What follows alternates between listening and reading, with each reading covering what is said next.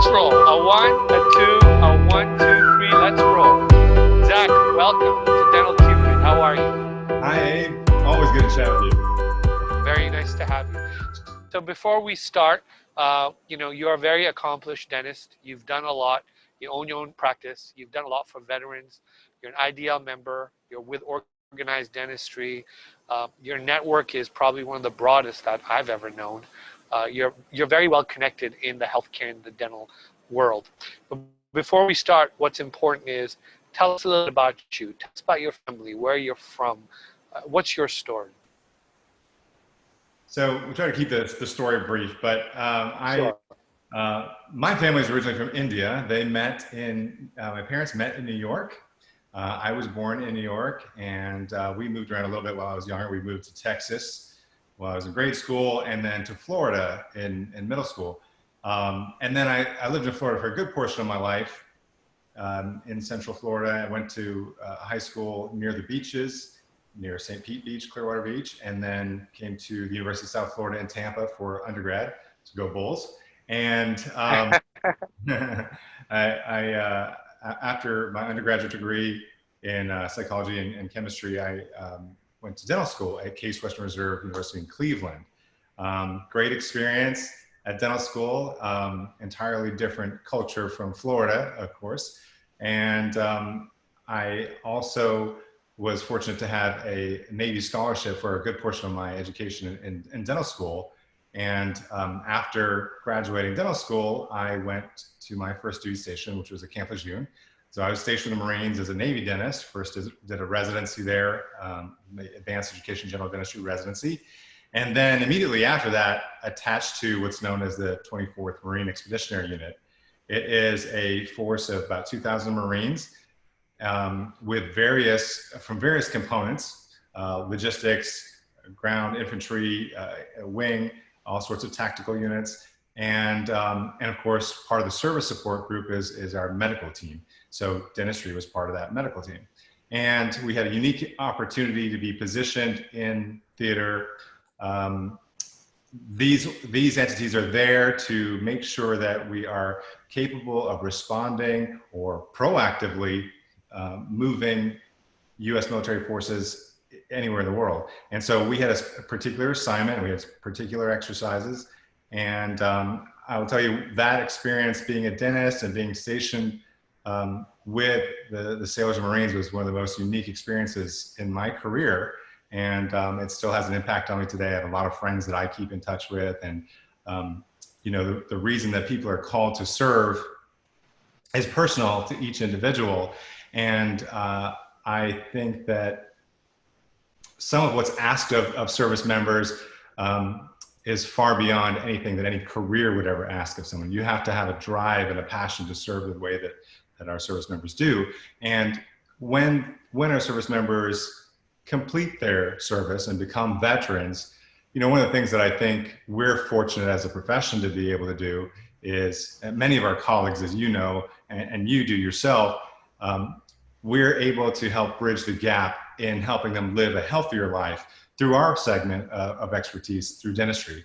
And so, as you know, not all of our veterans have access to dental care through the VA administration, VA medical system.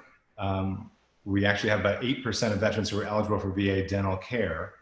And many of the 92% that are ineligible for dental care may be perfectly capable of obtaining care, but there are many that do not have that access or just do not have the resources to obtain care. So it's always an honor for us to be able to partner with entities that serve veterans and to help us deliver that care as a courtesy.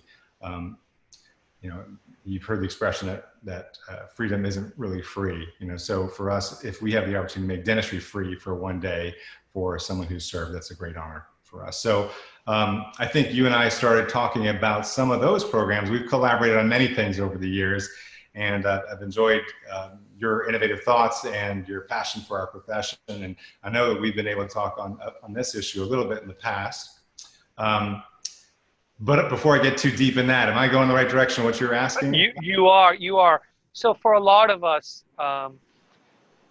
we don't understand how is it possible that veterans, and thank you for your service, how is it possible that you put your life on the front lines, you make sacrifices, tremendous sacrifices, and when you come back and you need dental care, explain to us, isn't every veteran entitled to dental care? No, thank you for asking that. So there are certain benefits that we as a nation provide to our veterans through our Veterans Administration. I think the VA does a great job in dentistry for those that are eligible for VA dental care. Many of our colleagues are VA dentists, and I know they're committed to excellence in delivery of care. The challenge is that, as you alluded to, not everybody is eligible. So eligibility for medical care and dental care is directly tied to a disability rating. So if you are completely healthy according to your exit screening, and as documented on your screening paperwork, you really would typically not find yourself utilizing VA medical care. For various ailments, there's a threshold where your disability rating allows you to have care within the VA system. In dentistry, for dental care, a veteran actually has to be 100% disabled according to this rating system. That's a pretty substantial threshold to reach to be able to get dental care.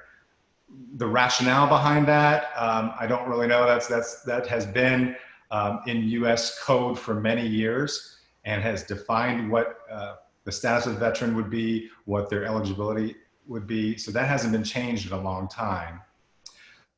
So for those, as science has evolved and what we know has evolved, we find that oral health is obviously a much more significant component of total health. And with that knowledge, we unfortunately have not been able to keep up in assessing the need for oral health care for veterans. So it still stands at that 100% disability rating in order to get VA dental care for the most part. There are a few other small pathways in. One of them is being a former prisoner of war. So those are some pretty substantial prices to pay to be able to be eligible for dental care. So that's why when we have the opportunity to help, it means that much more. So help me understand, what does 100% disabled, what does that mean? So in your medical screenings, you can be disabled from the time that so typically, let me step back, when you enter service in the military, you first undergo a medical screening, and you're and in order to enlist or to be commissioned, you have to be pretty healthy, with the exception of your oral health care. So somehow, you've got to have a certain fitness level. You're screened for chronic ailments. You're screened for your physical fitness. There is an exam, a general exam of your mouth. That screening is not by a dentist. It is a quick look in your mouth and those medical entrance physicals. And so having served as a dentist in the Navy, we saw many patients who had just come through boot camp. Our colleagues, of course, had seen them in boot camp, and we rushed to try to help our service members become healthy with their oral health. And from a tactical perspective in the military, we measure readiness. So if a soldier, sailor, airman, or Marine is fit to fight, and we want to reduce the potential for having to evacuate them from the field of battle, we want to minimize the potential for having pain and infection. And so we do these dental exams to make sure that cavities that are about to become bigger problems, gum infections, wisdom teeth type of problems that can flare up later are taken care of. And so once we take care of those urgent needs, they become ready to be in the field. So I went off track a little bit there, but basically the scenario is that we have a role to help them get healthy in that case. And then once they go through their service time, from there, we hope that they're healthy the rest of the time that they're in service. While you're on active duty, you get medical care, dental care, and we try to maintain that fitness and readiness. But when a member separates from the military, there's another medical exam to see how they're doing at that time. So during the course of your military service, if you had a loss of hearing, or you had an inability to manage your blood sugar, for example, you became hypertensive, you had an orthopedic injury, had some dismemberment or disfigurement, those types of conditions, or hearing loss, those types of conditions are documented, and your disability rating corresponds with what has happened to you in your body. And it also includes your emotional wellness. So any of these criterion can play into a modification of your disability rating. So a 100% disability rating is a pretty substantial, obviously, disability. It also not only relates to your medical compensation, but disability compensation as well. So are dentists an important component of the military, yes or no? Everybody is an important component of the military. So everyone has a job to do, a primary job. You know, and my job, of course, was a dentist. And Sure. my secondary jobs would be to be part of our mass casualty team, or be part of our evacuation team, medical screenings. And there were other duties that we would have on the ship to stand watch and so on. So every member has an important role. And our primary role, of course, is oral health. And it was a key component that was measured in terms of the readiness of our military to be in theater and conduct their overall mission. So this may not be a fair question, but it's a good thinking question. That is, while you're on active duty, it's important to have readiness and preparedness. That's what you had mentioned. Correct. And so I assume that the seamen are able to get examinations and dental treatments every 6 months routinely. Am I correct? In fact, we're required every year to have an examination. If they've gone that year without the examination, automatically we're unready. So how is it that once you're not on active duty and you've become a veteran, you have to be 100% disabled in order to receive a similar readiness? I mean, what happened? What's the disconnect here? Well, you're right. That's probably not a fair question for me because I didn't write that code. but I think from the perspective of tactical military action, obviously, when you're on active duty, you know, you have a certain responsibility and engagement. When you become a veteran, I believe, and I think you believe, that we have a responsibility to take care of our veterans. As Sure. far as the government goes right now, the role is, this is how funding occurs. With the VA budget and what's allocated for taking care of the veterans who meet that eligibility requirement, this is the segment of the population that funding allows for. Okay. So, you know, one of the things that you and I have talked about before is, well, in dentistry, whether it's veterans care or anything else, attacking the disease, treating the disease is not the only step. Certainly, we can't get in front of disease issues unless we have a prevention focus, and unless we can have a total body health focus. And that's where we've talked about some of the legislation that we've worked on, and opportunities to be innovative and work collaboratively with the health community. So Zach, now this is important. So I know it's hard to ask for data, but I know you're data driven. I got it.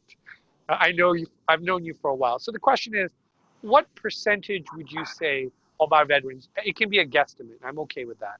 What percentage of our veterans do you think are not getting appropriate or sufficient dental care? Yeah, I would completely be guessing. I couldn't give you a number on that, but I would imagine that, you know, it correlates with the general public in terms of the factors that keep someone away from the dentist. Some people are simply committed to their oral health care and they're going to do what it takes. A segment of that population is going to do what it takes, but sometimes finances can be overwhelming. almost everybody can afford dental care if it is on the preventive focus, because really less than $1 a day is what it would take, or less than a visit to your favorite coffee shop once a week, really, to get some preventive dental care. But once you've got disease and you have to manage periodontal disease or cavities or treatment compounded from that, it becomes expensive and overwhelming. So we lose a segment there that can't seem to afford it. Then, of course, we have all the same fears of the general public: anxiety about having someone in your space, anxiety about procedures. Then you have another segment that is just not concerned, not worried about it, not proactive about things. And I think that that plays true in the veteran community. The problem is many of the veterans have already endured so many other challenges to their health. They're more susceptible to diminishing total body health already from what they've experienced and the challenges they've had. And then the oral health component compounds that further, as you know. Now, tell us a little bit about your veterans program, your outreach program. You're very passionate about your colleagues, your cohort, the veterans, because you're one of them. Tell us, what made you decide to start it? How is it going? Who's supporting you? And what are some of the challenges? Yeah, there are a lot of our colleagues, I'm really proud to say, that are engaged in humanitarian activities that are organized. They may be small scale things that we do in our own office as a day of service. There may be things that you just do. One of the great things about our profession in the models that we practice is that we have a little bit of flexibility to do something. If you want to be kind and help somebody, you've got control over that, because many of us are owners of our businesses. So we can do it as simply as that, or we can do the day of service in our office. And we've done some larger scale programs where we bring many of our colleagues together to a facility. One program that I was able to be fortunate to work with, along with many of my colleagues here, we started a group, a 501c3 called USA Veteran Smiles, and we do an annual program called Stars, Stripes, and Smiles. And so we partner with the Dental Hygiene School and Dental Assisting School and our local dental association, and then a few passionate leaders from our local community. And particularly our partner was our Congressman, Congressman Kalarickal, and his Deputy Chief of Staff, a good friend, Summer Robertson. So we have put together this kind of a mini Mission of Mercy type of program, where we have about 15 to 20 of our dentist colleagues from the area come together on a day of service, utilize the dental clinic, where they have 16 treatment areas plus a preclinical area, work with our local partners, Henry Schein Cares Foundation on a national level, some of our technology partners here locally, and provide state-of-the-art dental care as we would in our own offices. Plus, we have an opportunity for dental assisting students, dental hygiene students at this early point in their career, have an opportunity to work with patients who truly appreciate what we have to offer for them at no cost to them, and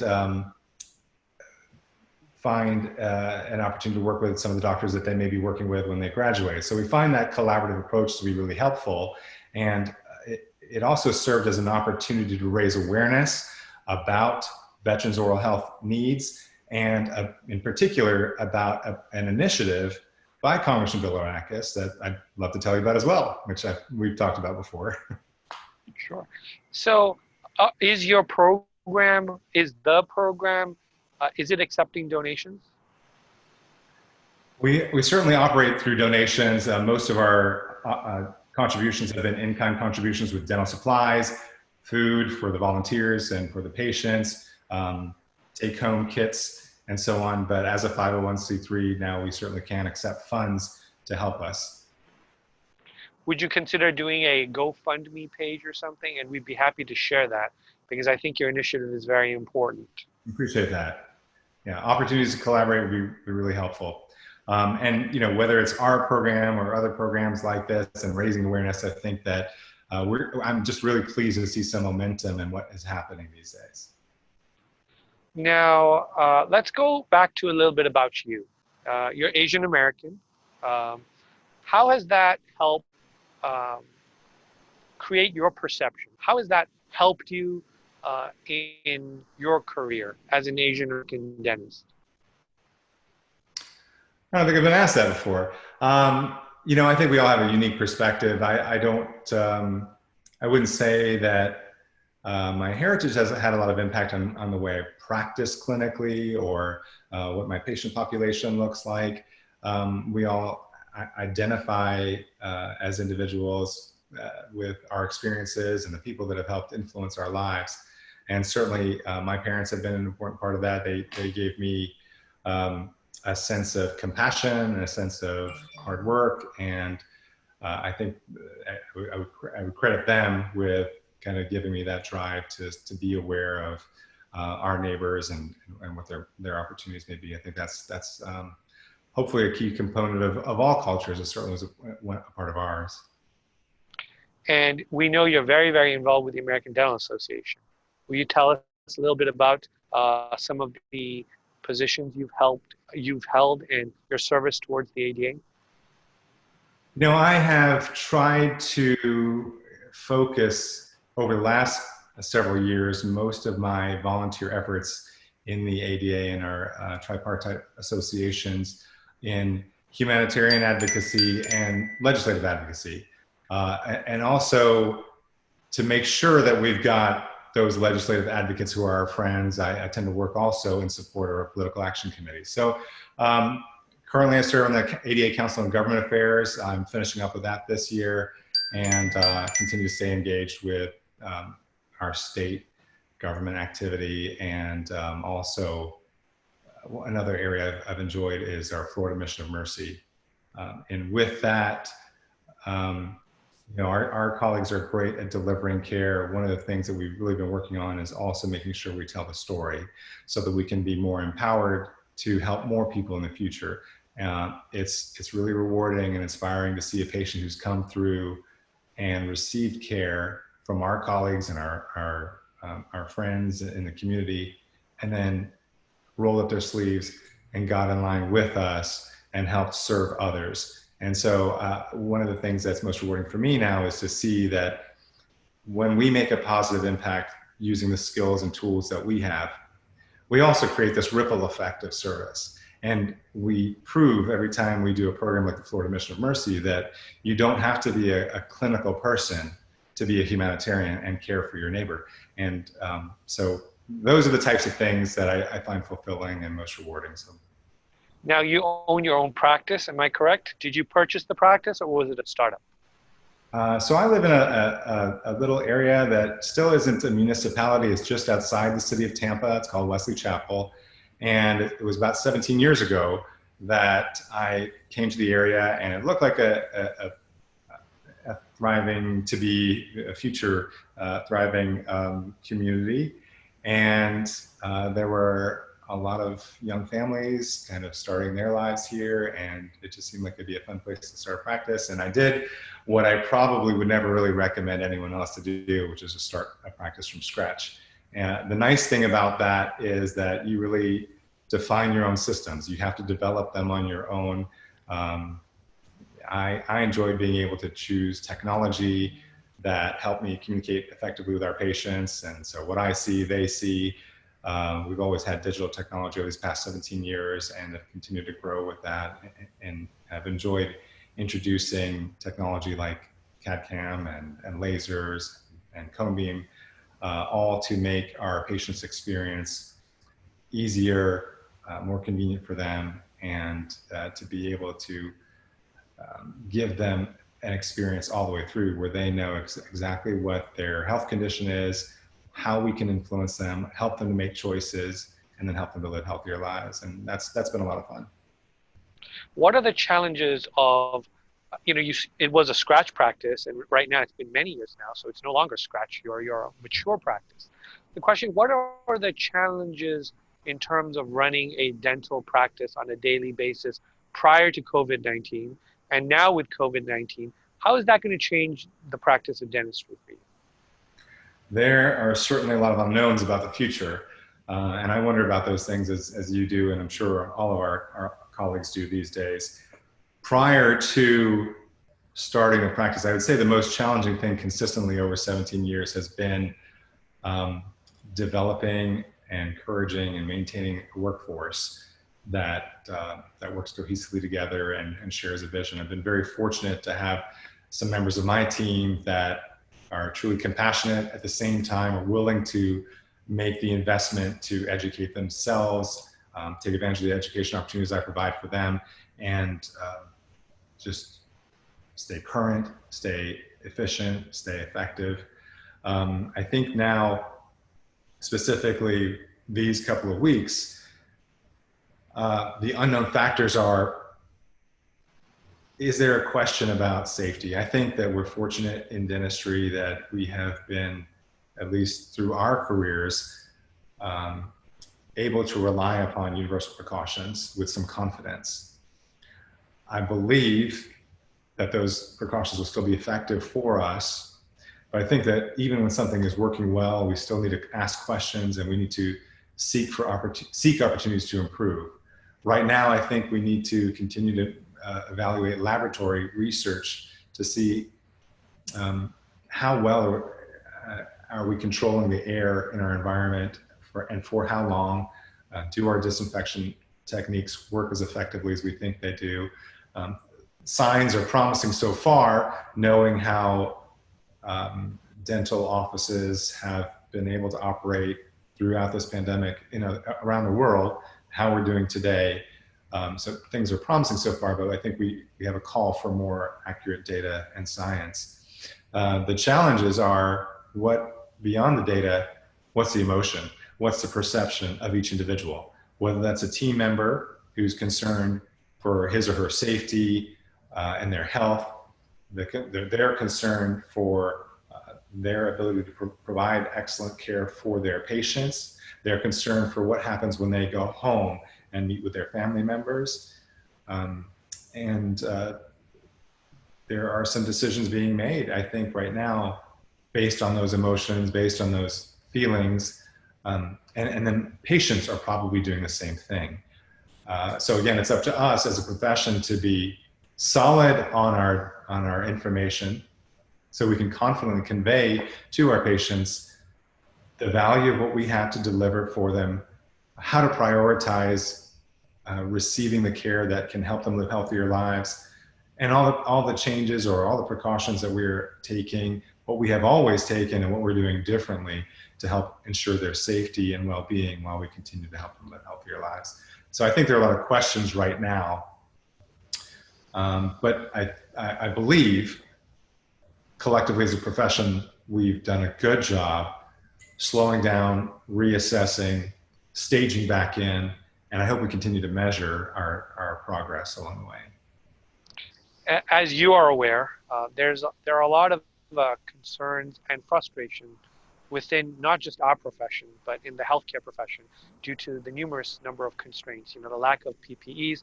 not just for us, for everybody, lack of clarity, and maybe the lack of direction out there. So you've helped clarify a lot of these misnomers on Facebook and a lot of social media platforms. As a dentist and as somebody with so much experience, what do you have to say to your colleagues that are a little bit on it right now, a little bit concerned about their future? Well, I think it's important to respect each individual's opportunity to question for themselves and decide for themselves the path that they will choose.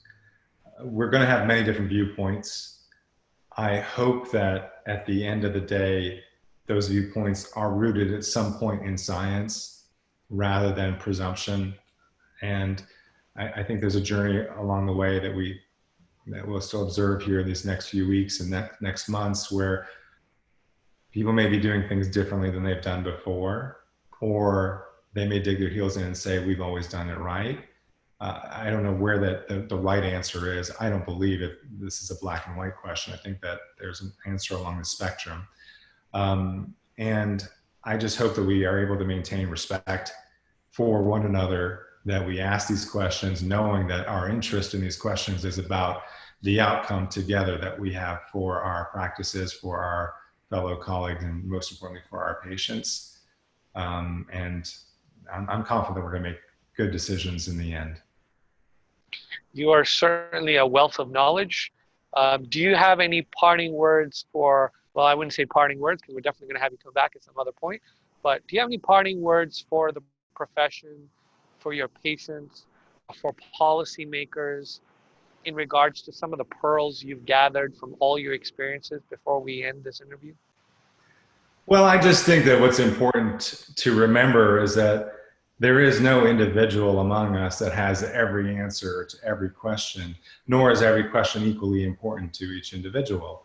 Having an opportunity to work with you has been really delightful these last several weeks, particularly on Dental Cupid, because, certainly we have, certainly as a profession, I know that many of our colleagues have been focused on how do we stay available, how do we stay in business, how do we make this through the long run, because if we don't take care of ourselves and position ourselves responsibly, we won't be able to help anybody else.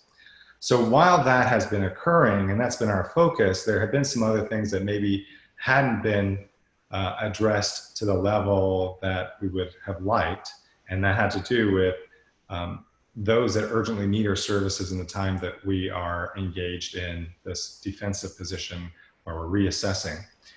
So I've been, this is probably not what you were asking about, but I just wanted to take a minute to say that, I'm glad that you were able to work on a platform that helps connect the people who need our care to us during this critical time. I think that what we've been, I'll tell you what I, as you know, have been able to do here in our community. We worked with our emergency management departments here at the county levels and the state level. They work directly with the hospital, emergency rooms, the first responders. And your principle of the Dental Cupid referral platform was to help take the burden, the pressure off of the emergency departments and help patients get the care that they needed with the dentists who are available to provide that care. We were able to advise the emergency managers that this platform exists, that this network of dentists are available. So they were not only able to give this to the emergency room staff and emergency departments and let the emergency department doctors and team members know this is who you want to reach out to, or this is the resource you want to use to find dentists to help with oral health care needs now. They were also able to give this to first responders and might help transport patients to the emergency room before they get there. That we're also able to give them to nursing homes and assisted living facilities. So they were also able to connect patients who needed the care maybe days before they would end up in an emergency room. And now they won't go to the emergency room for this. And obviously, we know there are many factors that many other reasons why you don't want patients to go to the emergency departments during this time, especially if the dental care need is not what they're not the best place for receiving that care. The piece of satisfaction to the emergency management team was, all right, we've got a resource, we know where to go.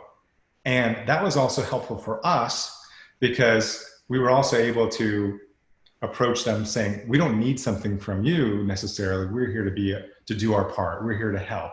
While we're helping, so you can enable us to help effectively, I also need to make sure that the dentists who are seeing patients have the personal protective equipment that they need.